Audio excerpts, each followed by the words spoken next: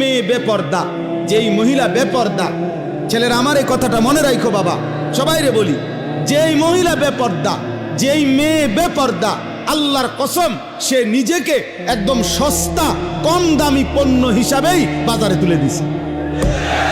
হ্যাঁ, সে নিজেকেই তুলে দিছে যে আমি আমারে তুলে ধরলাম, এবার আঙ্গাল কাঙ্গাল আতু লুলা যা আসো, ঠ্যাং ভাঙ্গা মাথা ভাঙ্গা যে আসো, বুড়া জোয়ান প্লাস্টিক রাবার যা আসো, আমারে দেখো, আমার আমি ছেড়ে দিলাম।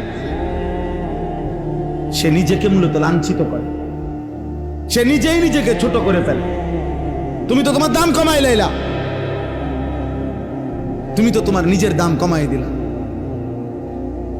অতএব পর্দায় আবৃত নারী, বোরখায় আবৃত নারী, ইজ্জত সতীত্বের কদরকারী নারী, সে এই সৃষ্টির, এই জমিনের শ্রেষ্ঠ নিয়ামত, শ্রেষ্ঠ নিয়ামত। এজন্য আমি সব সময় বলি, আজও বলি, এই রফিক ভাইকে আরো বহুবার বলছি, শুরুর থেকে বলছি, আমি একেবারে প্রথম যেদিন মাদ্রাসা করছে তখনও বলছি যে 100% দ্বীন শরীয়ত, 100%